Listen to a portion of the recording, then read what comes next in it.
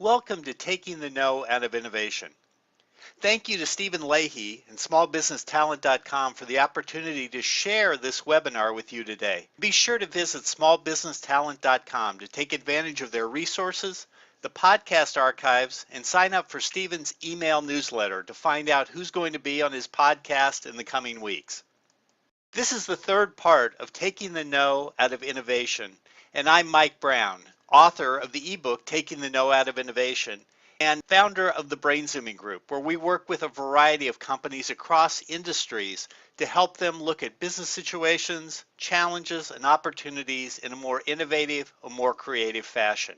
Taking the no out of innovation really is focused around the no's that we hear in our own head, in our business culture, all around us that stop us from being more innovative. The perspectives we've looked at so far are to be introspective and diverse. So know where you're creative, but know where others are creative. Be able to look at possibilities and be open to things that seem a bit out of the ordinary. Use questions to be inquisitive and find new routes, new directions. Use exercises and thinking techniques to allow you to forget your experience for just even a few minutes so you can look at things in a new way. We're going to close out in part 3 with a couple of other great techniques to keep the ideas going, and then importantly look at what it takes to make innovation happen.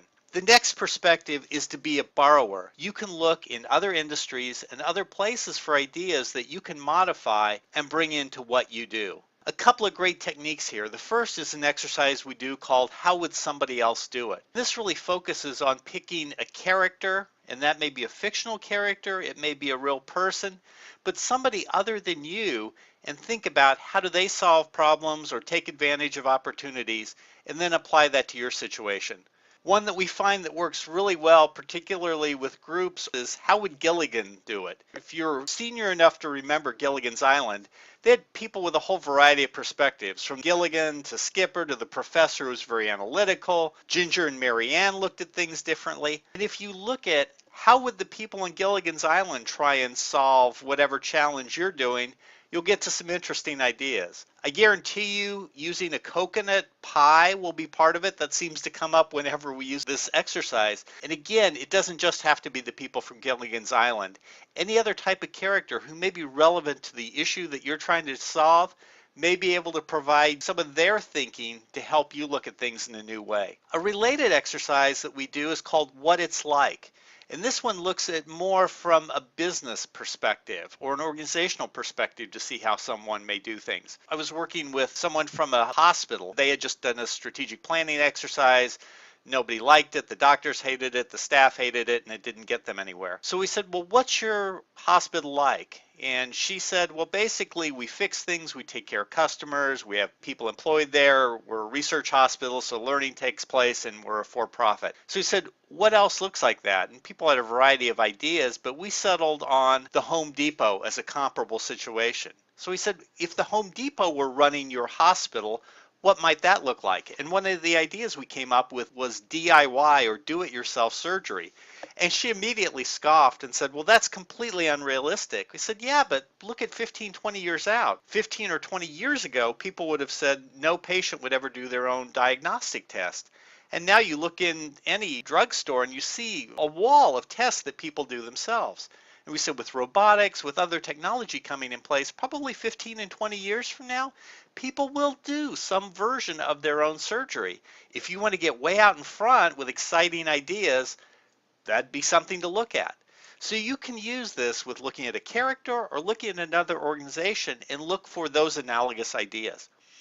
Maybe you struggle with, well, gosh, we're a unique business. Nobody else does anything like we do, or there's no other situations like that. You can use this exercise and say, my situation, and insert any of these words in here, is like, and that can help you to start to think of other possibilities. What does my situation look like? What does it feel like? And it will open up some great analogies for you. Beyond just thinking about it, If you're going to be successful at innovation, you've got to be a creator. You have to do something with it. This was a picture from a Burger King in the Orlando airport, encouraging people to move up if you were ready. And I think all of us could benefit from that knowledge. Some people get right out there and do things, but others tend to be a little bit more hesitant. But if you can get out there and fill all available space, you can get out in front of people who are still hesitating toward creating and innovating. If you use some of these techniques we've talked about, you'll find you're going to get a lot of ideas. How do you narrow those down? And if we brainstorm 100 ideas, maybe 10, 20% of those will have some near-term applicability. We tend to look at them based on their potential impact versus how complex or simple they are to implement.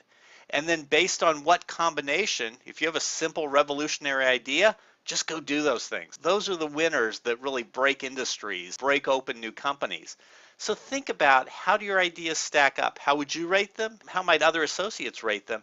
And then go after doing them. At times people can get bogged down in overthinking. And I tend to think of it as understarting, where they're waiting for inspiration. There are ways you can deal with that. We have some questions that will help people move through them, such as, if we could only do one innovation from all the ones we could do, what would that be? Or if we had no more info and we had to decide right now, what would we decide based on what we know? Or if we had to do something in the next 5 minutes, what action would we take? You can use those with a group. You can use those with yourself to hopefully help you get off the dime and take an action. It can also be great to have a strategic pain in the you-know-what that is a business advisor or a mentor, or someone that you can reach out to who helps keep you accountable to moving forward, taking action. BDTP. A lot of people can get stymied trying to get everything perfect when in point of fact it doesn't need to be. BDTP stands for better done than perfect. Move ahead with something, test it, try it out. Even if you need to come back and modify and correct it, it's probably easier to do that now than it ever has been before. Ultimately, successful innovators are in action, and unsuccessful innovators are in action. It's a key point. You've got to be able to take action.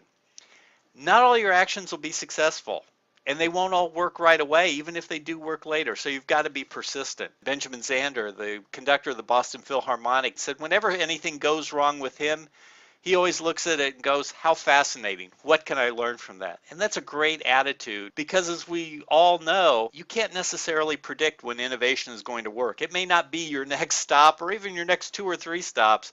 Your innovation success may be further up the road. What do you do when you hit those brick walls and have to deal with challenging situations?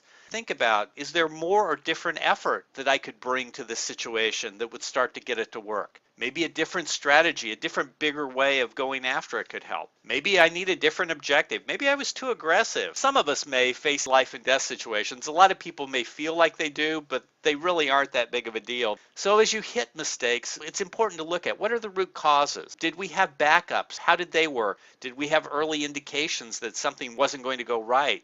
And what would we change for a future time? All those questions are really important. They can help you stay out of going back through the same situation again and again, and really understand how you're learning, how you're improving, so that your innovation success gets better every time. And while we've talked a little bit about the downsides, importantly, you're going to have a lot of successes as well. And it's important to celebrate those successes. But even if you're on your own, take that moment and refresh and say, you know what? I did great work here. I can build on that, and we're going to do even more great work in the future. With taking the know out of innovation, we've talked about 8 perspectives: being introspective and diverse, looking at possibilities, questions, how you can forget your expertise for a little bit to look at things in new ways, how you can borrow ideas and make them your own, and ultimately how you create and be persistent to really make innovation happen. Those 8 perspectives and the techniques we've talked about, that sets you up to be a much more successful innovator. But it's important to remember and make sure that you aren't the no in your own innovation. And it's easy for all of us, particularly if we're working largely by ourselves, to get boxed in on our thinking. I'd been out talking about taking the no out of innovation for a number of years and only just talked about taking the no out. And it wasn't until a friend on Twitter one day sent me this tweet and said, I've removed the no, it's in yesvation. I had never thought of in-yesvation as the counterpoint to taking the no out. No matter where it may come from, we've got to be open to any source that can help challenge our thinking and move us out of whatever thinking box we may have put ourselves in. That's taking the no out of innovation. I hope you've benefited from this three-part webinar series, and please feel free to go back and listen to the earlier parts as well to refresh, look at those exercises, make sure you feel like you've got a great command of them. If you want to get more detail, I would invite you to visit brainzooming.com, sign up for our blog where we share information about strategy, creativity, and innovation on a daily basis. Get more information about taking the no out of innovation at brainzooming.com/resources/taking the no out of innovation. Thank you so much, Stephen Leahy, for the opportunity to do this three-part webinar and share these ideas with you. Check out as well smallbusinesstalent.com. Steve has great guests on a weekly basis in his podcast looking at tools, techniques, new ideas you need to be more successful. This has been Mike Brown, author of Taking the No Out of Innovation. Thank you for spending time with us in our webinar series.